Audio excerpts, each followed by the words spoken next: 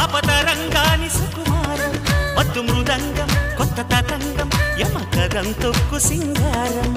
మునుపు ఎప్పుడు వినపడని మధురిమల మొదట చెలిమి శృతిలో పలకు తలపులకు తలుపు తెరిచి శివమెత్తే గతిలో జత గీతమే జలపాతమే జతులాడే లయలో దాయమ్మ దాయమ్మ నా ఒళ్ళు దాకోవమ్మ గాలైన చేరలేదమ్మా